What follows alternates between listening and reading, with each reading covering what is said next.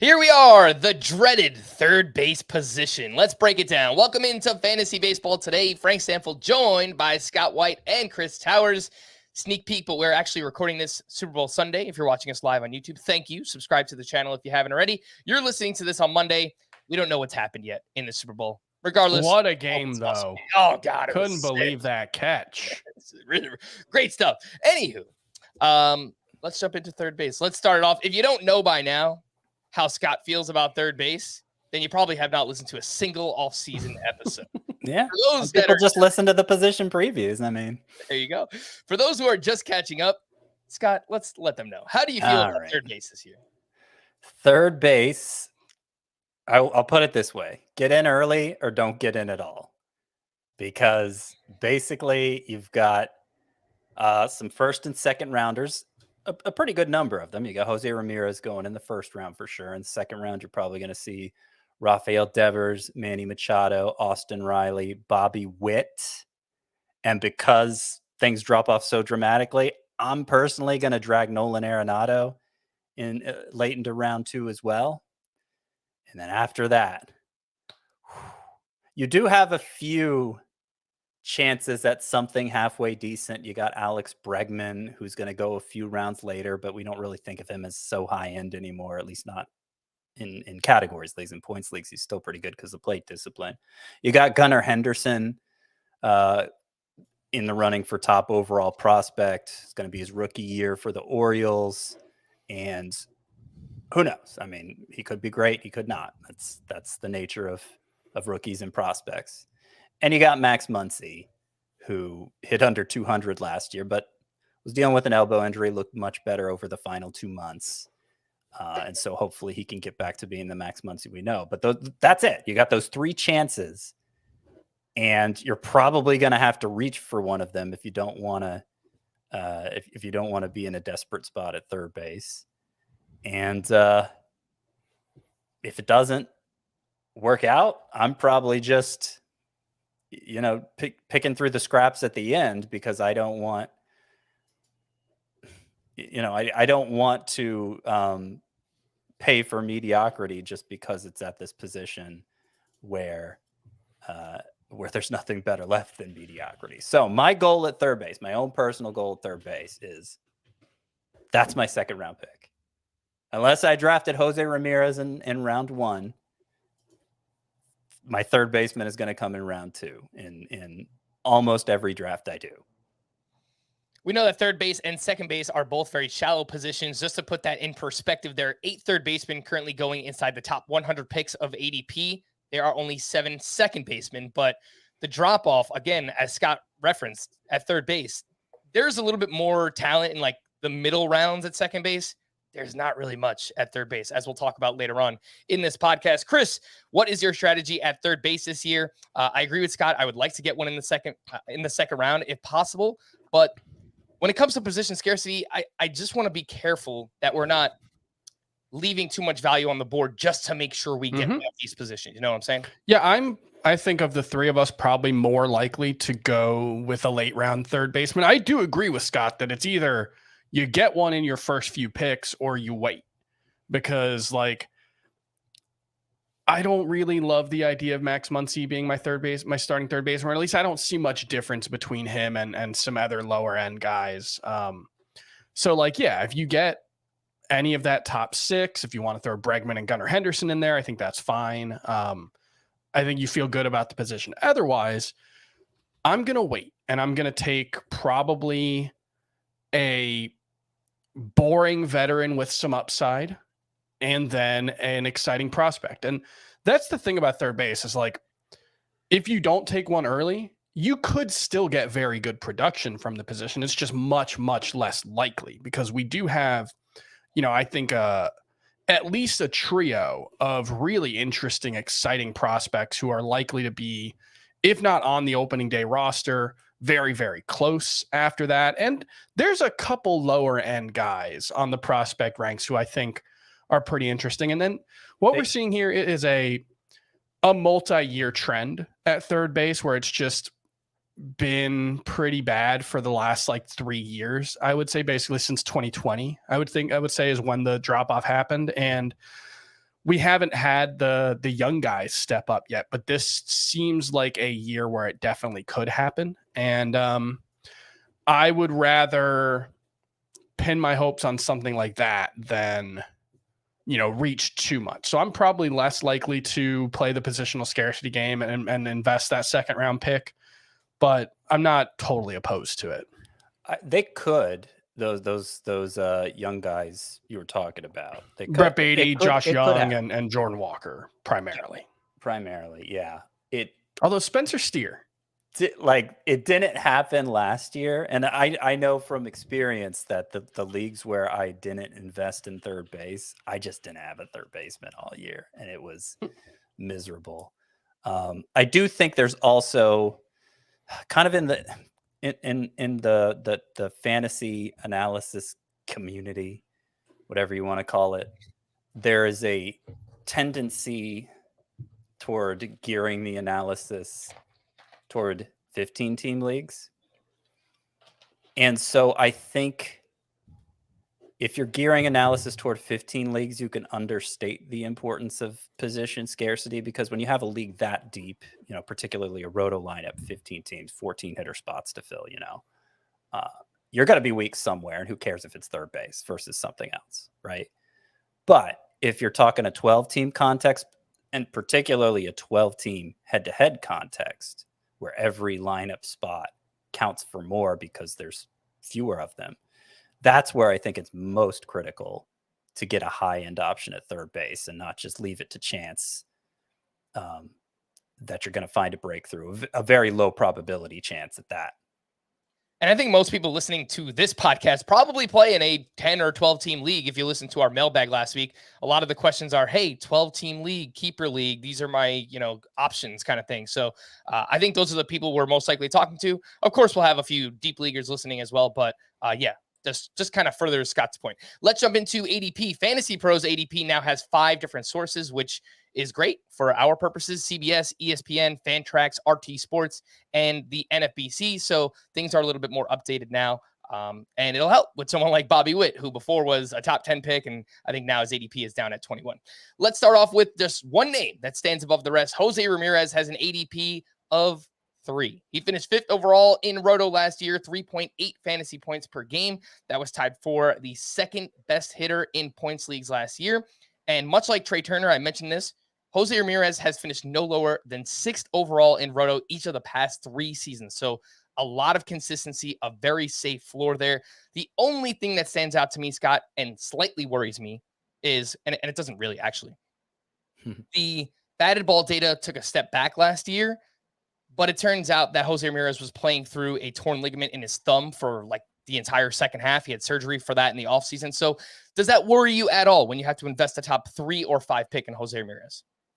Nah, it doesn't. Especially when you consider the thumb thing, and like 2021 was his high point for, at least for average exit velocity. So it looks starker when you compare 2022 to 2021. Obviously the production was there. This guy excels at pulling the ball in the air. So I don't really think his power is going to, as we saw last year, I don't think his power is going to suffer from this environment where it's harder to hit home runs. And yeah, it's basically, for me personally, Aaron Judge is the only player I would take ahead of Jose Ramirez. And I'm factoring position scarcity into that thinking, because, some people might make the argument for Trey Turner, who plays the very deep shortstop.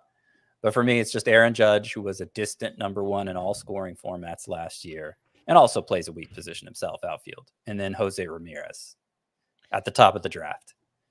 And last point on Jose Ramirez, because he's pretty safe. I don't know that we need to go in much more in depth than this, but he makes a lot of contact as a switch hitter. Obviously, most of those at bats from the left-handed side. I think it just adds to his safety and his floor, the shift restrictions. He hits a lot of fly balls. I get that, but I think it only makes me feel better that he's going to hit, 275 or 280 plus moving forward. That is Jose Ramirez. 4 names typically live in the late first, early second round. We've got Manny Machado with an ADP of 13.6, Rafael Devers at 20.6, Bobby Witt Jr. at 21, and Austin Riley with an ADP of 25.4. But I'll point out that is dragged down by a 49 ADP on ESPN, and typically we see Austin Riley go in the early to mid second round. So just keep that in mind. He is a surefire second round pick. We'll start things off with Manny Machado, who was awesome last year. He finished 8th overall in Roto. He's been a top 30 player 3 years in a row now. 32 home runs, 298 batting average, runs, RBI, great. Awesome lineup once again this year. Chris, much like we talked about with Francisco Lindor, Manny Machado, I love buying him last year because it seemed like the year before he underperformed his expected numbers. And then last year, he overperformed by a lot. So does that matter to you, or do we have enough of a track record here where you just, I trust Manny Machado and it is what it is? Yeah, like I think you look at his track record and, he had a 338 xWOBA last season. He had a 343 in 2019. He bounced back with the best expected WOBA of his career in 2020. So I don't really worry about that. The track record is too strong. The lineup is too good. I don't see any reason to think that like the slight dips that we've seen in his production are a harbinger. Like he is 30. So it's possible that it's likely that we've seen the best of Manny Machado, and maybe there's going to be some continued regression, I guess, not in the statistical term, but just in terms of his skill set. But I don't know. I think I prefer him to Rafael Devers a little bit as the number 2 third baseman. I think it's very close, but Machado I don't think he's that far as a pure hitter, and he offers more speed. So I think I'll take Machado. I think he's one of those guys who, even with the declining sprint speed, I think he's still going to be a useful stolen base option. Yeah, I think especially given the rule changes, the limited number of pickoff throws, and the explosion of stolen bases that a lot of people are expecting to see. But I think me, chief among them.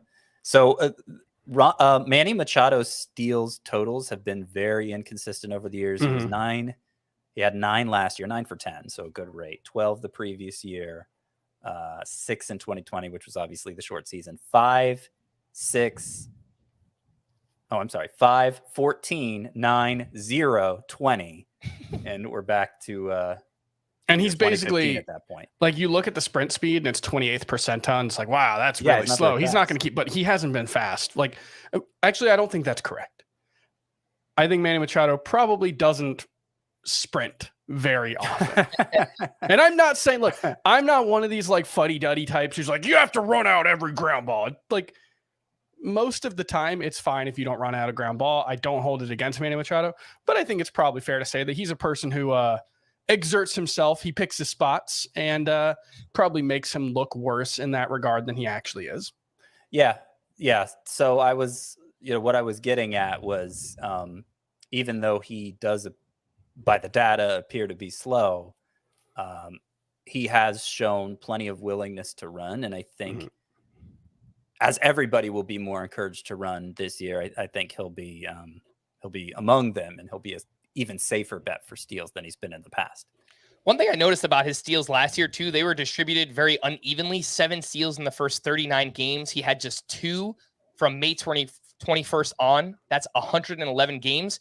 But if you remember, he also had this brutal ankle injury. He rolled his ankle, slid off first base, and that happened in June. So maybe that kind of contributed to him slowing down and not running as much here in the second half.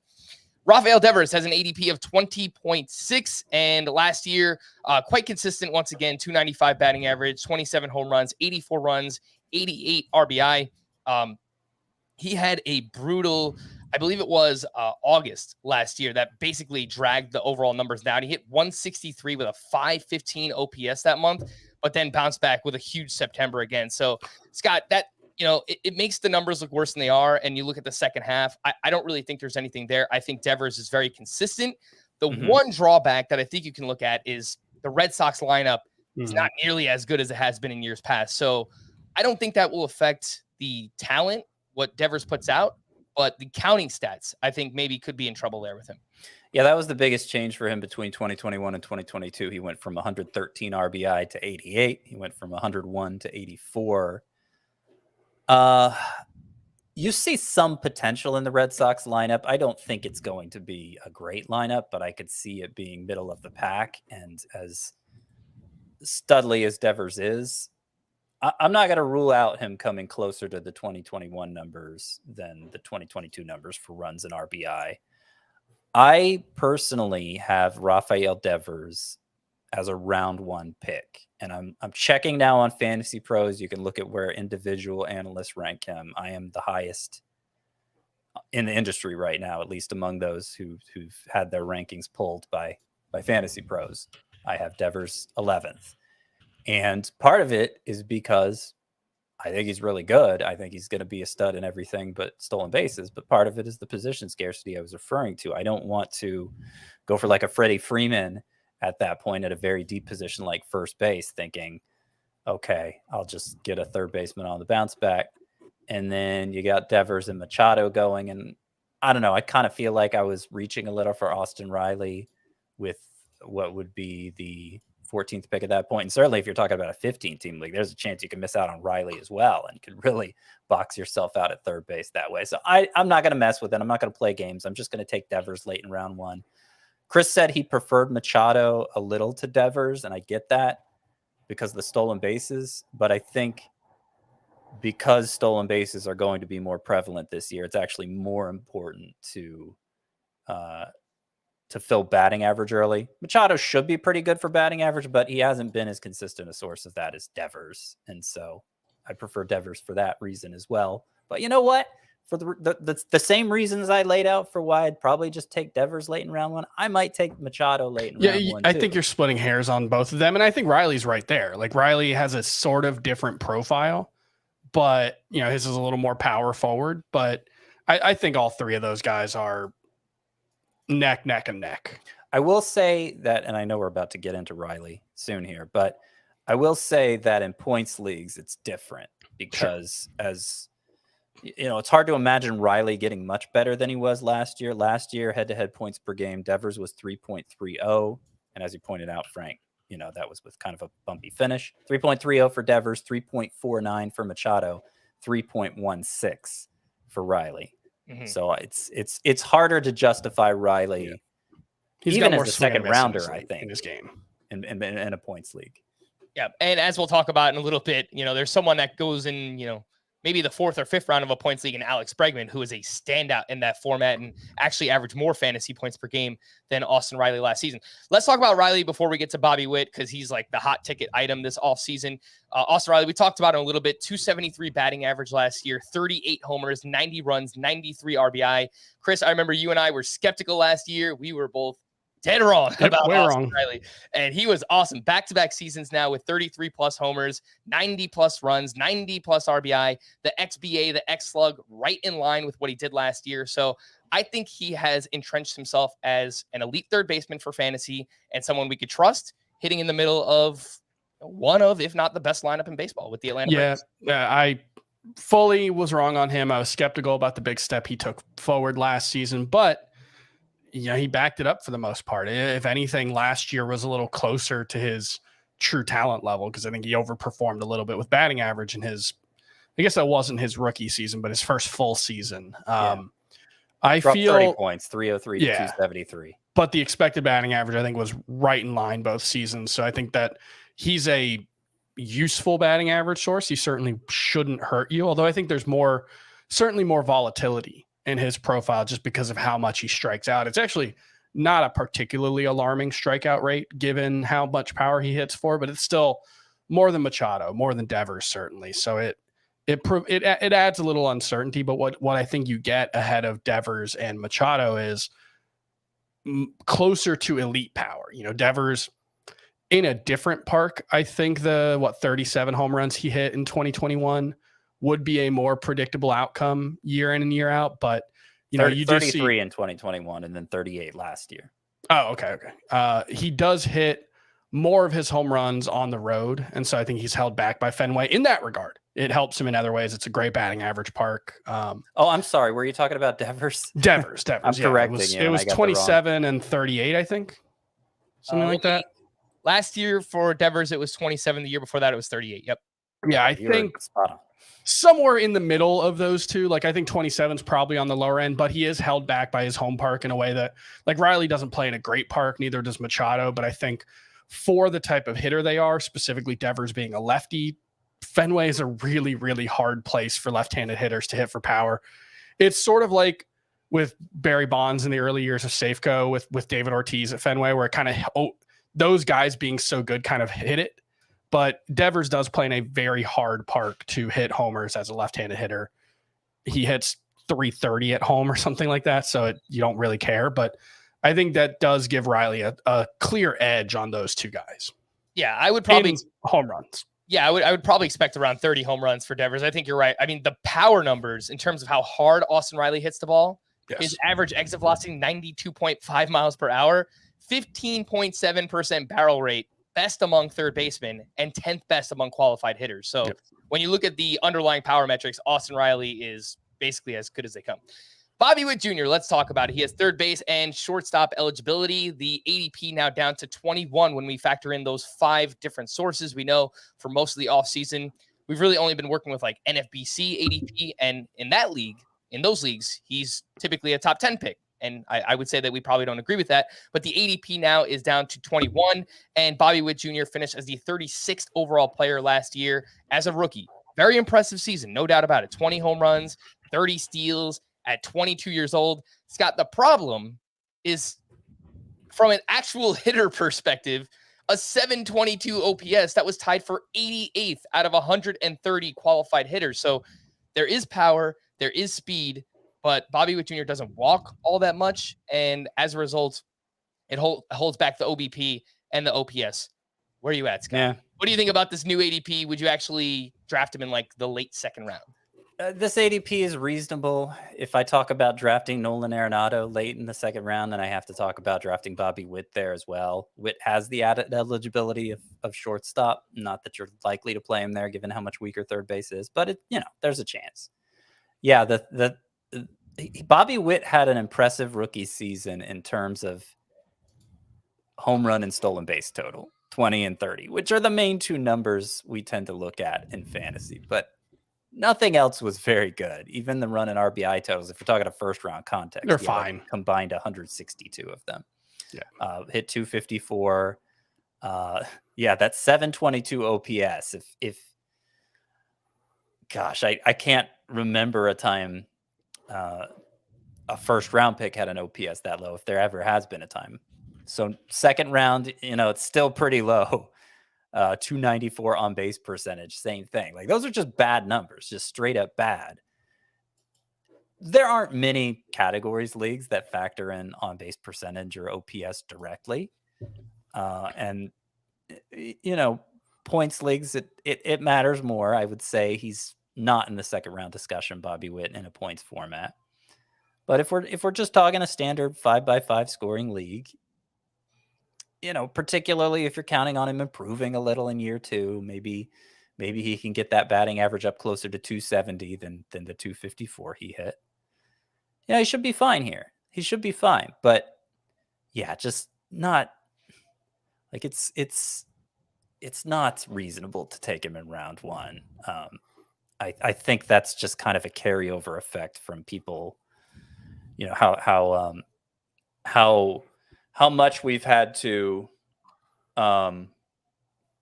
reach for steals over the past few years. There's kind of this mindset that's going to take a while to go away, presuming things play out like I think they will this year with the stolen bases going up around the league.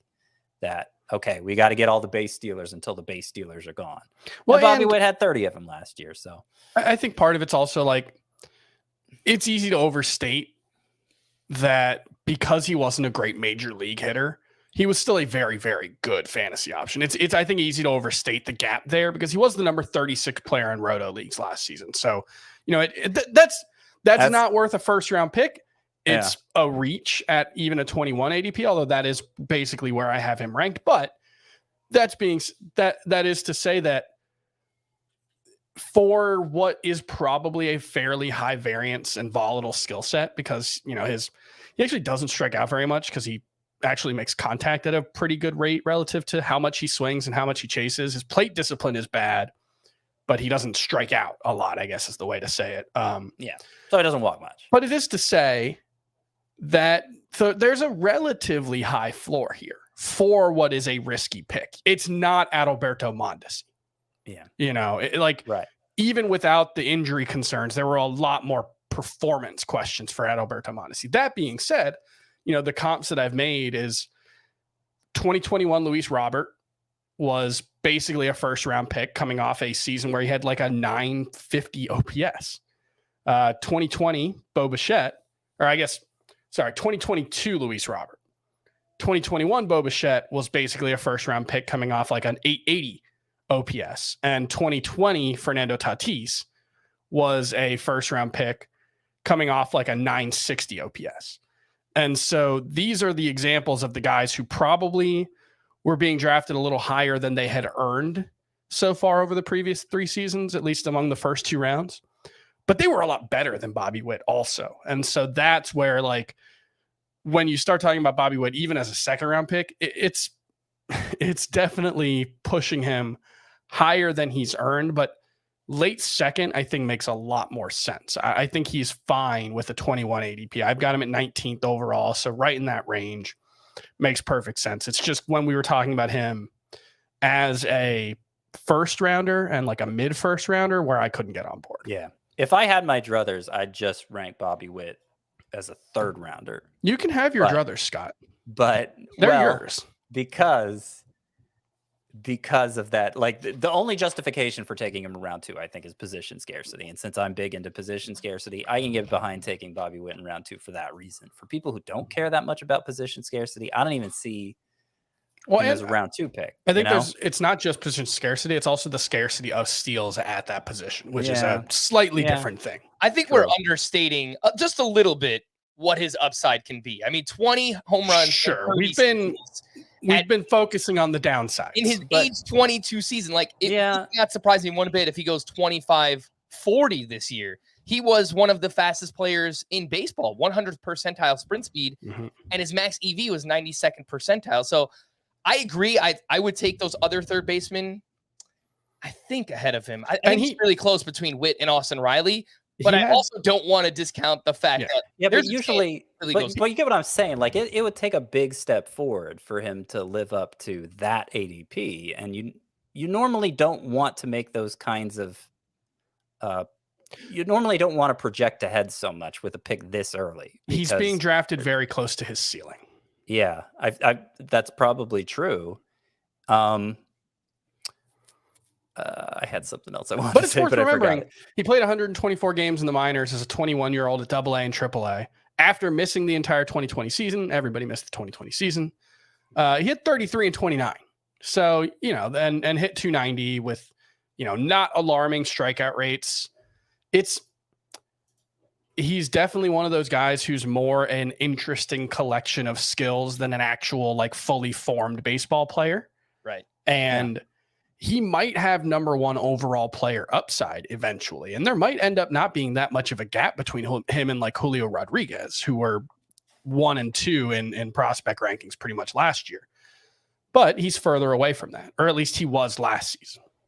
I do want two things real quick. I thought of what I wanted to say. Your point about how he has a fairly high floor for somebody who's perceived as being drafted too high. I agree with that now because I want to go. So you've called Bobby Witt maybe a bust at the position. I don't know that you feel that way now with the you ADP. have to call someone a bust, and it's kind of hard to come up like that. That's, I think, this is by far the hardest position to come up with a bust for. So it's kind of a nitpicky distinction, but I would say Bobby Witt is being overrated, not so much that he's going to bust because I agree because of the floor, that thing that you brought up. The other thing, and this isn't so fantasy specific, but it's just funny. Julio Rodriguez last year, his WAR was, according to Baseball Reference, he had a 6.2 WAR.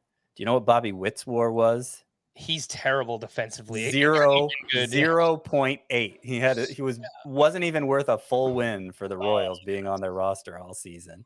So that's nothing to do with fantasy. I mean, I guess the fact that it reflects the low OBP and everything, but it's just funny. Yeah. Let's talk about one more name that goes shortly after this group that we just talked about. Nolan Arenado has an ADP of 32.6, and he figured out the batting average his second season in St. Louis, 293, 30 home runs, 103 RBI, chipped in 5 steals. That was a career high for Nolan Arenado. The BABIP went from 249 in 2021 to 290 last year. The question, Chris, is should we buy it? I know Arenado makes a lot of contact. The line drive rate went up a little bit, but we're still talking a lot of fly balls, a lot of infield pop-ups. I think he's probably more of a 260 to 270 hitter than the 293 he hit last year. I agree with that. I was definitely on the Arenado was my bust pick at the position last year, so I got that one wrong.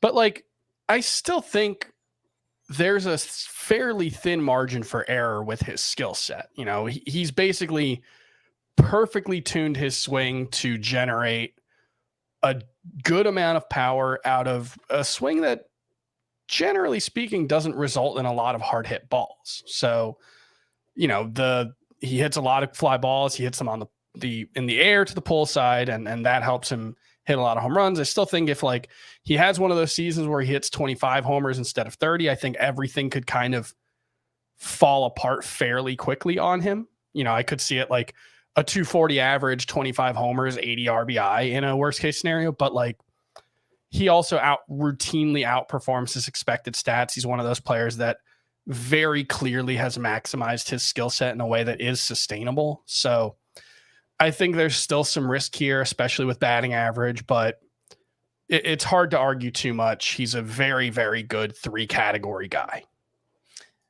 Yes. And I would maybe 2.5 categories.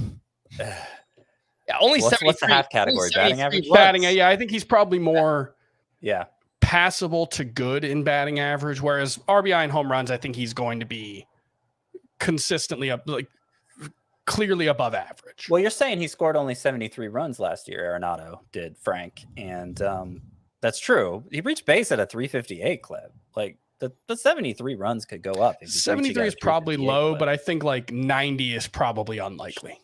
Yeah, that's fair. He's a poor base runner. To further the point about his power and his swing being perfectly tailored, if I'm reading Nolan Arenado's spray chart right, every single home run he hit last year was to straightaway left field, none to right, none to even center. Nothing. So that, you know, I get it, but at the same time, he keeps doing it. So I'm disinclined to discount him. The other thing, he has not hit a home run right of center field. Like if you just draw a line straight up the middle, he has not hit a home run to the right of that imaginary line since 2019. Wow. He struck out 11.6% of the time last year. Like elite contact skills for Nolan Arenado, which I think gets lost because his fly ball rate makes him not a batting average standout. So it gets lost in these 5x5 discussions. But in points leagues, you know, I mentioned earlier, Austin Riley had 3.16 points per game last year. Nolan Arenado last year was 3.40.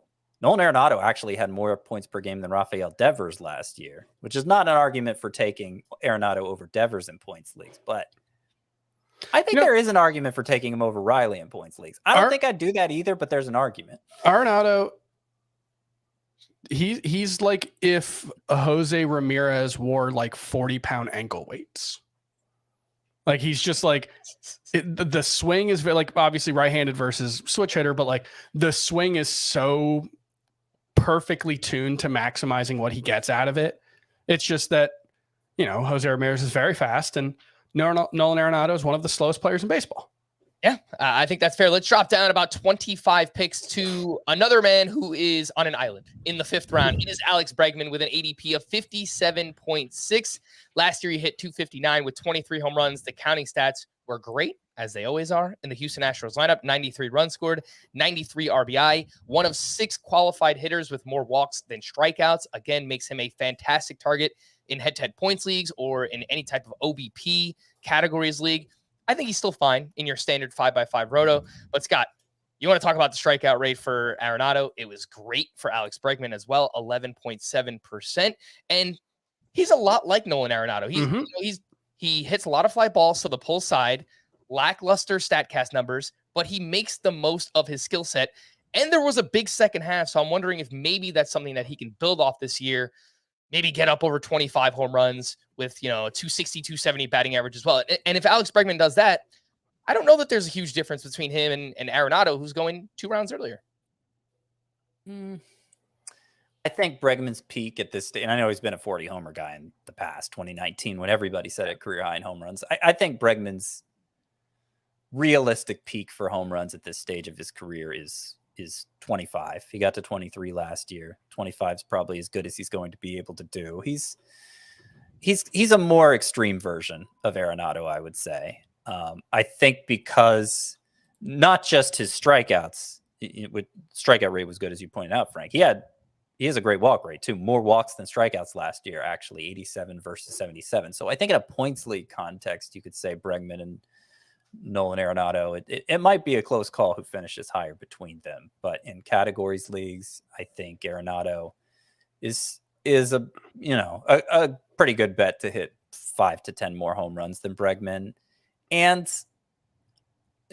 we think he's not going to hit 290 again, but Bregman hit like 250 last year. So I would say Arenado's a better bet for batting average too, even if he has some decline there. I think it's a pretty clear gap.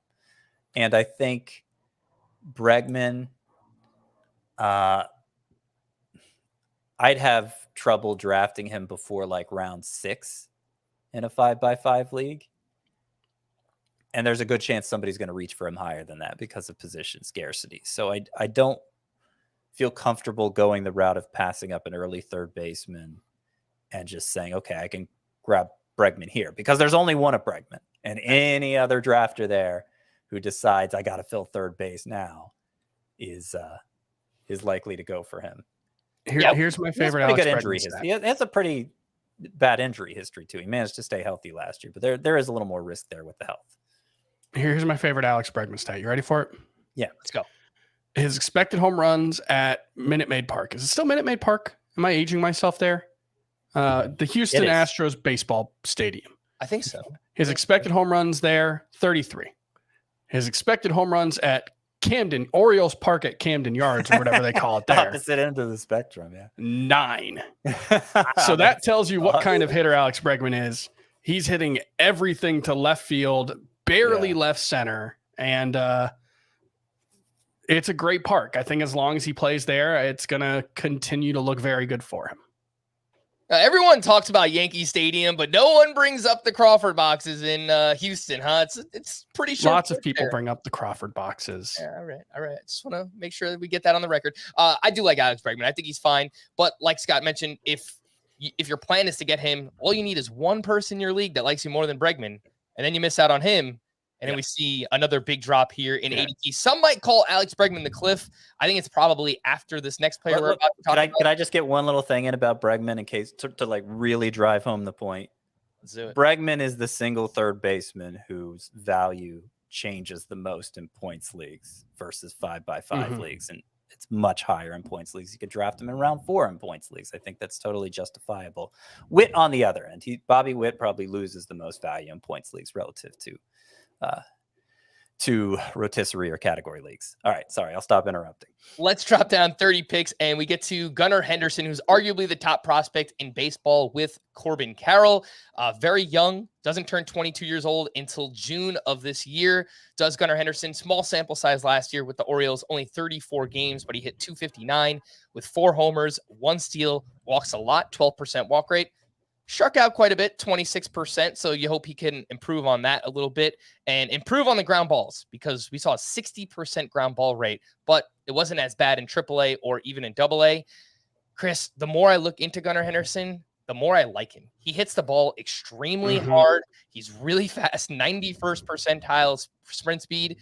I think there's a lot to like here, and obviously has the prospect pedigree. Awesome year in the minors. I think the only question marks that I have with him are, can he hit lefties? He hit 130 with a 448 OPS. It's pretty bad. So that's probably my biggest question mark with him right now. Lefties and anything but fastballs, really. He was quite bad against all non-fastballs last season. Really small sample, though. So that's small sample size, yeah. You're talking about 75 pitches, off speed, 179 breaking, but 299 expected WOBA against breaking pitches, 284 against off-speed pitches, whiff rates above 30% on both. Against fastballs, it was 385 xWOBA, 21% whiff rate. So, look, he was 21, and he He's not a finished product by any means. I think it's a very volatile skill set here because there could be a lot of swing and miss. There could be non-maximized swing outcomes, but there's clearly a ton of upside here. There's a much greater than non-zero chance of a star level outcome with Gunnar Henderson. I think he's a fine pick at his price. I like the plate discipline a lot too. I mean, 23% chase rate for a player this young, 10.3% swinging strike. I think there's a chance that strikeout rate, drops down a little bit to around 20%. And as hard as he hits the ball, I think obviously good things can happen. Scott, are you in at this ADP 89 for Gunnar Henderson? I have to be because he plays third base. That's the thing. Gunnar Henderson's my number one prospect this year. I release a top 100 prospect list every year, as many people do. I have Gunnar Henderson number one, but it's as Chris was saying, it feels more volatile than some of the number one prospects I've had in recent years. And so if he didn't play third base, I don't know that I'd like Gunnar Henderson at this price. But if I've missed out on the position until this point, I feel like it's worth taking a shot at the upside. All right. And if you don't get one of those top 8 third basemen, then good luck, because there's not much else. We'll talk about that. Let's take a quick break before we do that. The schedule for this week, obviously today we've got our third base preview. Tomorrow we'll have players we love on Valentine's Day. Then we have outfield preview parts 1 and 2, and then we'll end the week with a mailbag. So send in your questions. Email fantasybaseball@cbsi.com. That's the letter I, or leave a 5-star rating on Apple. Drop a question in the review. We'll also have some player profiles on Fantasy Baseball Today in 5. So if you have a player you want to hear about, send that in as well. Put player profile in the subject line of the email. Let's take a break, and we'll be back right after this. I kissed Sophie Wilder. Technically, I made the first move. I love single you. This Valentine's Day, We need a drink. get yourself a date who can cook, You're not missing out on my grandmother's secret recipes. Spoon me. clean, You can just ask for her number. dance, and make you laugh What's so funny? I'm in love with this man. at midnight. That looks like trouble. Tell me more. Now streaming on Paramount Plus. Rated R. The UEFA Champions League knockout phase, Europe's yearly do-or-die battle royale, full of Davids and Goliaths, where the dynamic duo of Messi and Mbappe team up to tear it up. All three of the superstars on the score sheet. And everyone from Holland Have you seen anything like that? to Harry is on the hunt for some hardware. What a finish! On this stage, winning is all that matters. The UEFA Champions League returns February 14th on CBS and streaming live on Paramount Plus. Welcome back into Fantasy Baseball Today. Let's do sleepers, breakouts, and busts for the third base position. And Chris, we'll start with you this time. A sleeper. Who you got? Yeah, Brett Beatty. I'm going with a couple of prospects for my sleeper and breakout. You could kind of throw them in any order you want, but just want to talk about the top prospects at the position, because this is where, if third base is going to not be as bad as we think it is, it's going to probably be because a couple of these guys step forward. Brett Beatty, there are some questions about whether he's going to stick at third base in the long term. That's something for dynasty players to worry about in 2024, 2025. The question at this point is whether he'll hit enough to, have the Mets live with what could be, somewhat underwhelming defense at third base. He was really, really good at AAA in the minors last season. Didn't really play much at AAA, so there's a decent chance that he goes back to the minors to start the season. It depends on how much they like Eduardo Escobar and his late season surge, but 950 OPS in AA last season, 19 homers in only 89 games, started elevating the ball, has, by all accounts, very good quality of contact metrics in the minors. So I think there's a lot to like about Brett Beatty if he gets the chance early on. All right. Yes, he is a prospect with the Mets, Brett Beatty. And in the limited sample we saw last year, he hit the ball extremely hard. He did it against left-handed pitching too. So it's a very small sample. We'll see if he can keep that up. But good things coming, hopefully, for Brett Beatty. On Eduardo Escobar's late surge. So he was playing with an oblique injury for much of the second half, as I understand it. Final 34 games after an IL stint, Eduardo Escobar hit .317 with 8 homers and a .951 OPS. He's old. He's not as high upside as Brett Beatty, but I have a feeling the Mets are going to give him every opportunity to start the year. Plus, it was also weird that they were willing to block Brett Beatty with Carlos Correa deal that ultimately never came to fruition because of a failed physical for Correa. But I don't know. It's also possible that they view him as a viable option in a corner. Like left field, like an out, like left or right. Yeah, so. that's been discussed. I love Brett Beatty as a hitter. I just wonder if the Mets love him as much as I do. Fair enough. Scott, a sleeper for you. Anthony Rendon, guy we haven't talked about yet, and a guy who, given the scarcity at third base, I'm surprised he's going outside the top 200 picks because he's missed a lot of time with injury the last couple years. He's over 30, but there hasn't been a lot of decline in the actual skill set. Now the production has been, not what we're looking for in the little bit of time he's played the last year. So 47 games last year, 58 the year before, hit 240 and 229 in those 2 seasons. But like in terms of quality of contact, in terms of plate discipline, he used to be a guy who walked more than he struck out, sort of like Alex Bregman. It's not quite that good anymore, but it's still really, really good. And I think it's too early to write Anthony Rendon off, given how little he's played the last 2 years. So hard to count on him. I get it.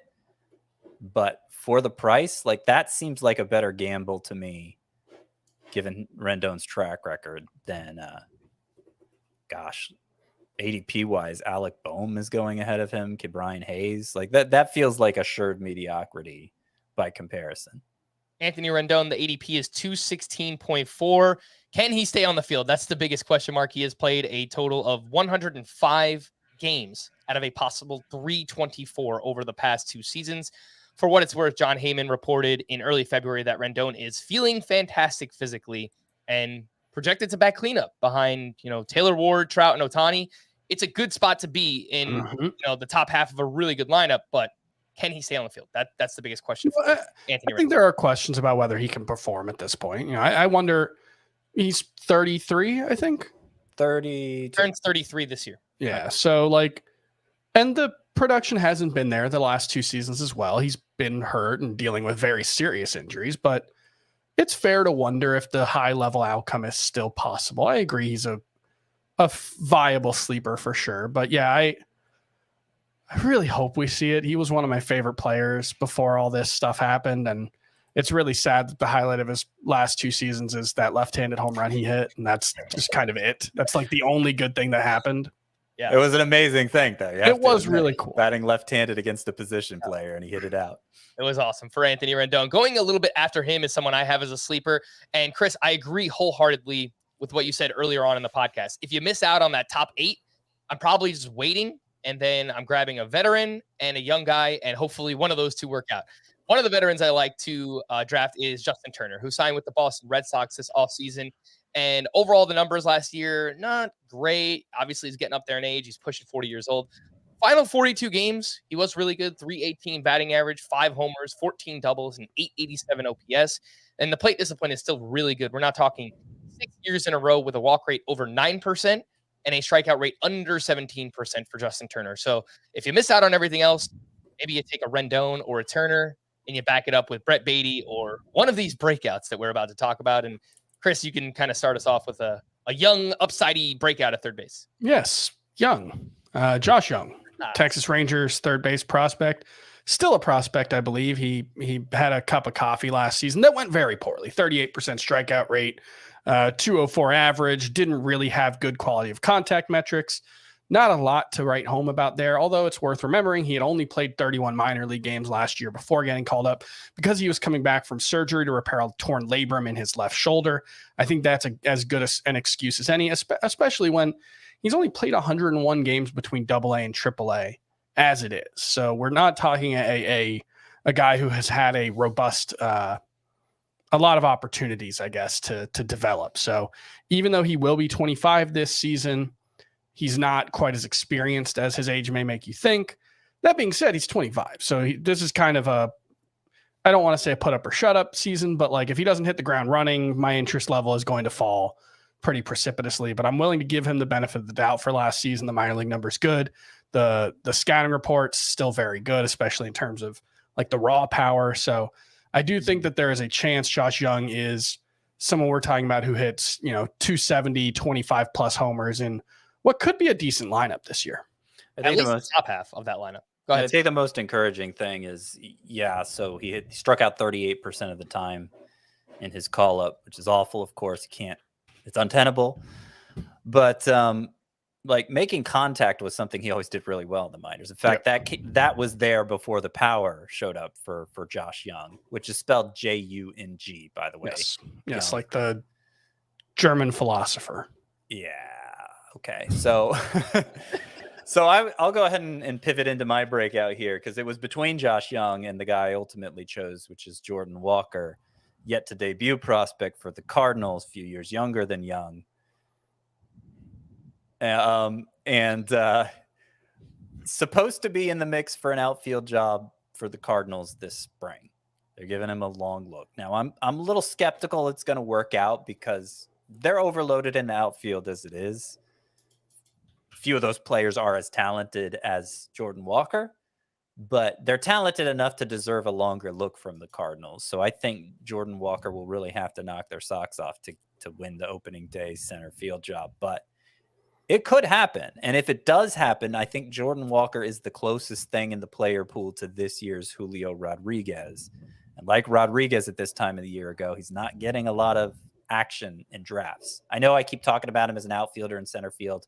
This is third base preview. He's eligible at third base because that's the position he's played primarily in the minors. So we can take advantage of that, even though he's not expected to play it in the majors. Jordan Walker hits the ball incredibly hard. He's basically a consensus top 5 prospect, no matter whose rankings you look at. And at AA last year, as a 20-year-old, he hit 306, 19 homers, 22 steals, and 898 OPS. So I would say, though I don't want to find myself in a position where I'm having to just roll the dice on upside at third base late, Jordan Walker is the most upside you could possibly find late. And I like the comp that you made, Scott. Look, the real answer is there's probably not a Julio Rodriguez this year, but I actually had the Welsh tell me that if there was a pick, it would be Jordan Walker. And Welsh is someone who studies prospects, and obviously he's much more into that world, and he's all in on Jordan Walker as well. So I also have Jordan Walker as my breakout. You want to pair him with like a Justin Turner or a Rendon, like I said. One thing that I noticed, I went out to First Pitch Arizona in November, got to see Jordan Walker play. He's fast for a big guy. He's 6'5". He had 22 steals last year in AA. If he's up with the Cardinals like early on in the season, there's a chance that he can go like 15-15, or if everything works out, he can go 20-20. Like he has that kind of skill set. So he has had throws clocked at over 100 miles per hour from the outfield, which is pretty fast. He has also in the Arizona Fall League, I saw this stat. I think it was from Baseball Prospectus. His 90th percentile exit velocity was 111.2 miles per hour. We're talking a small sample size, but 20-year-old. For a 20-year-old, that would have ranked 4th among major league players last season. Yeah, that's the thing. Like, I think, I understand he just hit 19 home runs in 119 games, granted at AA last year, but like the power is the most impressive part of his skill set. Yeah. Like he could be 25-15 as a rookie. I think a stat line much like Julio Rodriguez put up is very possible. It would take a lot going right, as it did for J-Rod, but like Walker is that level of talent, I would say. And the ADP for Walker right now is 250, so you can get him very late in your drafts. A bust for me, you were talking beforehand, it's kind of hard to find a bust at third base, and everybody's the ADP so is actually bad. And frankly, I'm offended by your choice. I'm sorry, Chris. But my bust is Ke'Bryan Hayes, who has an ADP around 200. So that tells you everything you need to know. I mean, how much risk is there taking a guy that late? It's not going to be for me. Ke'Bryan Hayes, he's dealt with a lot of injuries so far in his young career. But there's outside of out of position steals, there's just not really much going on. Since he debuted in 2020, from 2021 on, batting 249 with a 356 slugging percentage. That is tied for 6th lowest during that span. So he hits the ball hard. A lot of it is on the ground. He doesn't put the ball in the air. He doesn't pull the ball very much. So I just think that the upside, the power is very, very limited when it comes to Ke'Bryan Hayes. So I have him as a bust. I'm sorry, Chris. And you are muted. I'm going to put on like my John Gruden hat as an analyst and just like, this guy's a baseball player. Like that's part of why I like Ke'Bryan Hayes is like he hits the ball really, really hard. He makes a pretty good amount of contact. He might be the best defensive player in baseball. I think last year he was the most valuable defensive player, at least by some metrics. I think Baseball Savant's defensive metrics. And so like that kind of profile, I feel like it's sort of like Matt Chapman, where like I just kind of want to bet on them figuring it out because they're just so good at like baseball. And I know that's not like the most advanced form of analysis, but it's also just with Ke'Bryan Hayes. It really is just like hit the ball in the air a little more often. That's really the only he's got an all fields approach. So like, even if he does hit the ball in the air, he's not going to be a 30 homer guy, but I think he could be a 20-20 guy with like some pretty small tweaks. And so when I do my late round third base thing, it's usually him or Alec Boehm, who I think has a very similar profile as a hitter, doesn't have anywhere near the defensive ability or the foot speed, but very similar hitter. And then I pair them with Josh Young or Jordan Walker or someone like that. All right, Chris. Well, we already talked about Bobby Witt earlier. Is there anything else you'd like to add to him being Not really. It's just the price. It's really just, I don't like him as a first rounder. I don't like him in the early second, but if he's there in the late second, I'm willing to take him. So it's not really a strongly held conviction. Scott, a bust for you? Yeah, so I'm having to go with somebody who's drafted outside of the top 200, and sort of like Ke'Bryan Hayes. The reason I feel like anybody gravitates toward him at all is because, well, he stole 20 bases last year, 23 specifically for this guy, Josh Rojas of the Diamondbacks. And that's basically all he did. He hit 269. He hit 9 home runs. You look at the batted ball data, the StatCast data, there's not a lot of hope for more power than that from Rojas. He had some big seasons in the minors, but we're beyond that. The guy's 28 years old. So I think this is who he is. And is that good enough to stay in the lineup for the Diamondbacks? That's a big part of it for me. They brought in Evan Longoria. They brought in last year, they traded for a young guy, formerly with Kansas City. Emmanuel Rivera. Yeah, Emmanuel Rivera, who's still on the, could still make the opening day roster. So they have alternatives to Josh Rojas at third base. Even if he plays every day, I don't think we can pencil him in for another 20 plus steals. I mean, the year before he had 9 steals in 139 games. His sprint speed is middling. So I think that's probably going to end up a wasted pick. I don't think it's realistic to think of Josh Rojas as a steal specialist. There was another name I consider here who's going a little earlier, Brandon Drury, but I got some things I'm going to want to say about him in a minute. All right, we'll get to Brandon Drury in just a bit. The third baseman that you want to draft most, all things considered. Scott, give me a name. Who do you want? I mean, Jose Ramirez. Jose Ramirez is the name, but if I don't have a first or second pick, probably not going to happen. So probably Rafael Devers. That's probably the third baseman I'm going to. If I draft anywhere from 10th to 16th, that's probably a guy I'm going to end up with a lot. Chris? Or 10th to 16th. If I draft anywhere from 10th to 12th, that's probably going to be what I get. Never mind. You understood what I said. Fair enough. Chris? I think it'll probably be Jordan Walker, actually. Yeah, I think it makes sense at this position, just kind of taking a shot on the upside. I'm with Scott. I mean, I really do want to get one of those second round guys if I can. I really like Machado and Austin Riley just for the lineups that they're in. Obviously, the Padres and the Braves should be awesome once again this year. Third base prospects that you need to know. We've talked about 3 of them so far. Josh Young with the Rangers, Jordan Walker with the Cardinals, who again is likely to play outfield but has third base eligibility on CBS, and Brett Beatty with the Mets. 2 other names. Chris, one you mentioned earlier, Spencer Steer with the Reds. Seems like he's going to play somewhere for the Reds every day. I don't know where. Is it going to be third? Is it going to be first? Or probably move him around a little bit. And Curtis Mead with the Tampa Bay Rays. Anything on those 2? Yeah, I think Spencer Steer, he's probably not a great real-life prospect, not a top 100 guy. He's a little older. Minor league track record isn't great, but it's not terrible. Mid-800s OPS. The biggest thing is he's probably going to play every day in Cincinnati. It's a great home park. We've seen mediocre hitters look very good there, and there's a chance he's a little more than mediocre. I don't think he's a superstar by any means, but like I I don't necessarily think there's that much difference between him and Jonathan India as a hitter.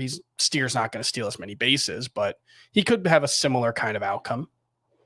Scott, is there anyone else that I'm missing here? I know I threw the name Curtis Mead in there as well from Tampa Bay. Yeah, and Curtis Mead should get a chance in the majors. I mean, he's a better prospect than Steer. Really good hit tool. Had a hit 298 with a 922 OPS last year. Hit 321 with a 911 OPS the previous year. A lot of prospect towns really like Curtis Mead. His problem is he doesn't play third base well. He doesn't play anything well. He's just a bat.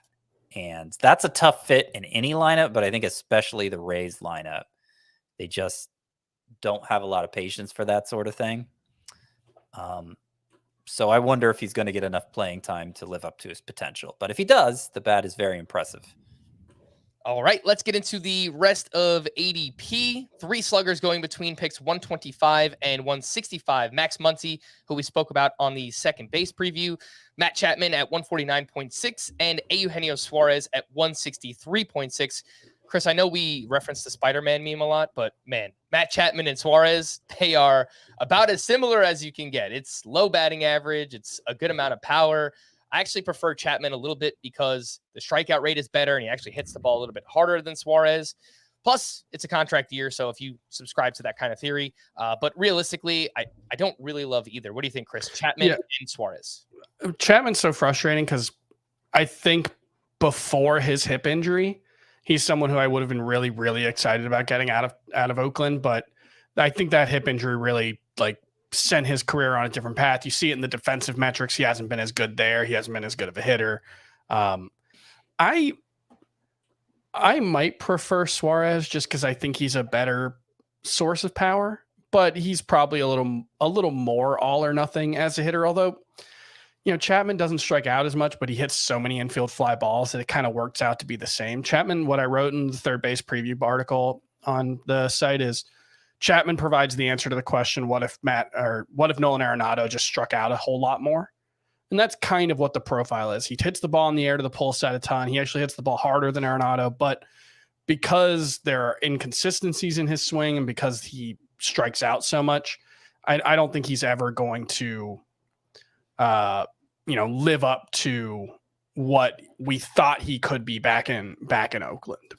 They were very similar last year, Chapman and Suarez. I would say Suarez has a much lower floor that we've seen in batting recently. average, especially 2020 and 2021 combined. So the previous 2 seasons heading into last year, he hit 199, which it's hard to get much fantasy value, no matter how many home runs he's hitting. It's hard to get much fantasy value of a guy who's sub 200. So 236 like Suarez hit last year.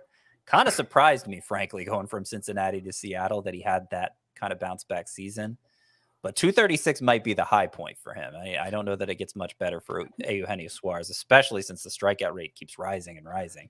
I will say in both instances, though, if things go poorly with either, you should probably just move on fairly quickly to whichever of the young guys shows upside, or pair one of them with one of the young guys. So that's.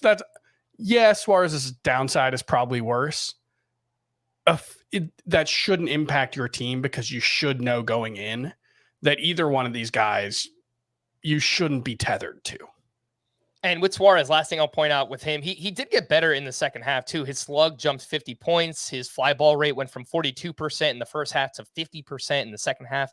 And he hit the ball a lot harder, 91.9 mile per hour average exit velocity. So we know what to expect, but there should be, if nothing else, a lot of power from both of these guys, Chapman and Suarez. We spoke about Jose Miranda on our first base preview, but he goes in this range and does have third base eligibility as well. I thought about calling him a bust too, but like I was saying for Witt, I feel like Miranda's just being overdrafted. There's a lot of presumption of upside that I don't think is there, but you can hear more of that on the First Base podcast. For sure. Let's jump down. We've got 4 names going from picks 190 to 200. Brandon Drury, who signed with the Angels this offseason, had an awesome year last year, an ADP of 196.2. Alec Boehm at 197.6. Ke'Bryan Hayes at 203. And Anthony Rendon at 216.4. We spoke about a lot of these names so far. Scott, the one of them that we haven't is Brandon Drury.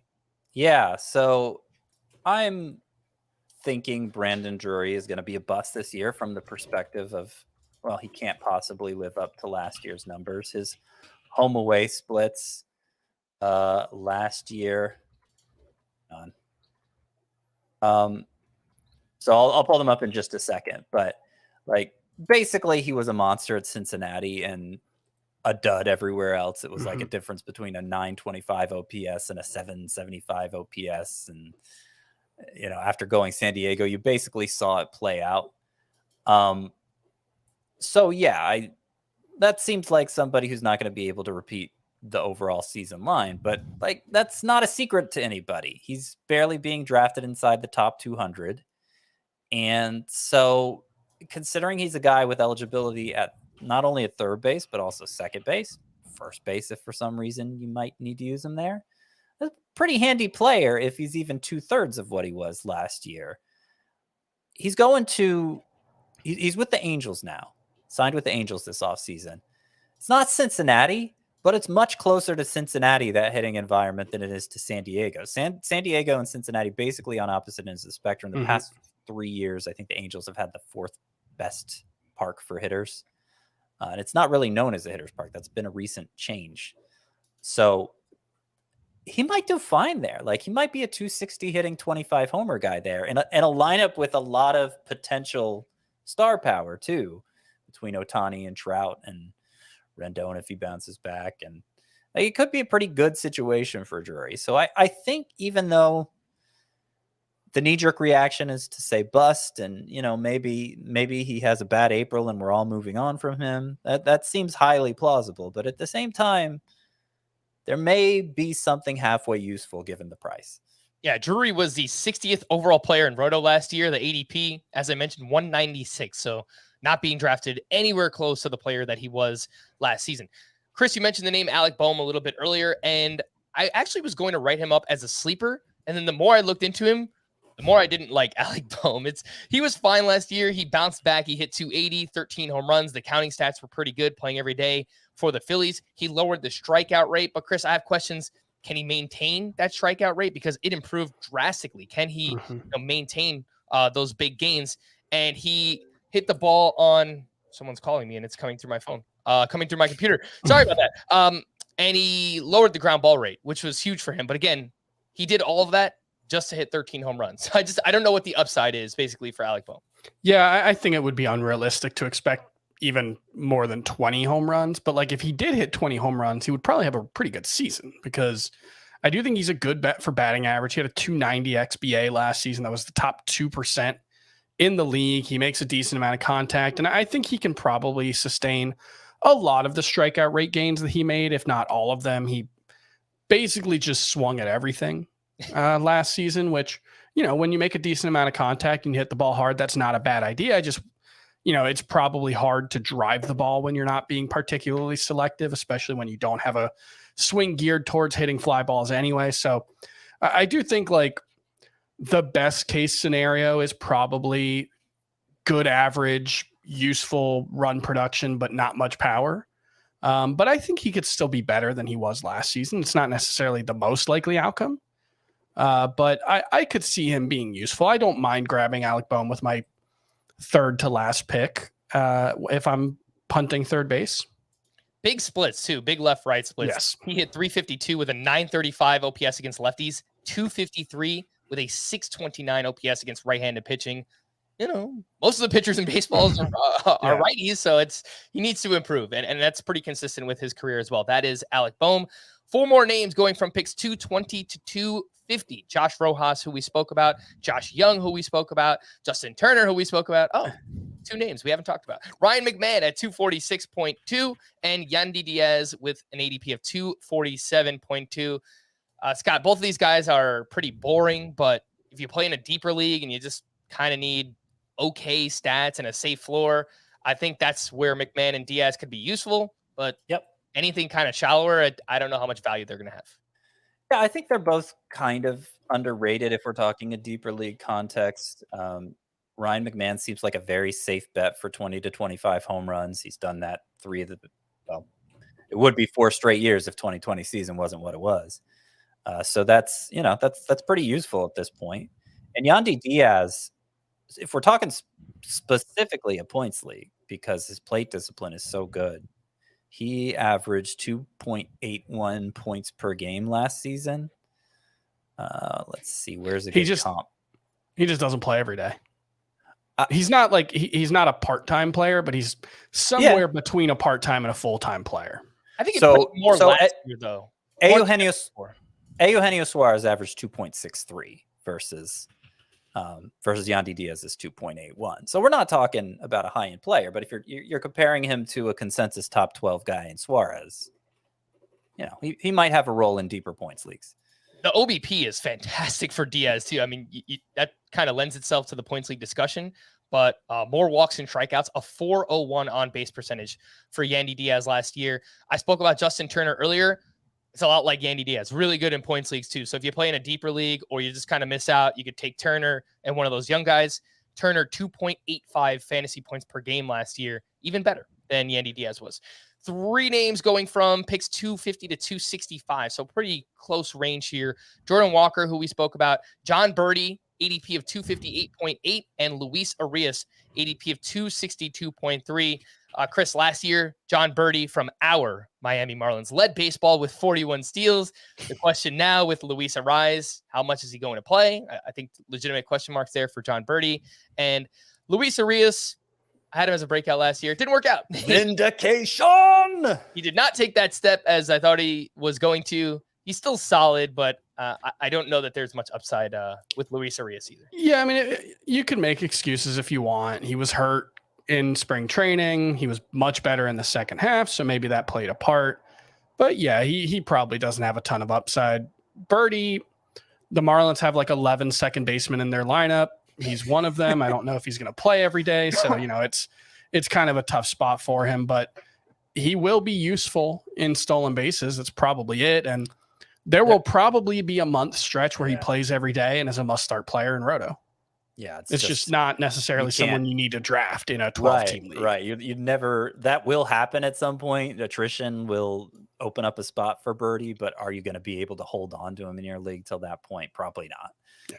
Past 300 ADP, we see Eduardo Escobar, Yoan Moncada, Ha-Sung Kim, who has shortstop and third base eligibility, Patrick Wisdom, who I believe has first and third, and Josh Donaldson all the way down at 356.3.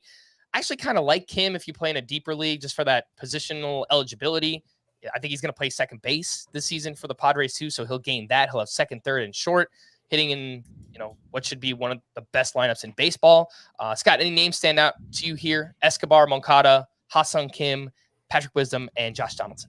If Escobar is able to hold off Brett Beatty, and I pointed out earlier in the show his numbers after returning from that oblique injury last year, certainly the Mets invested in him last offseason thinking he was going to be their starting third baseman.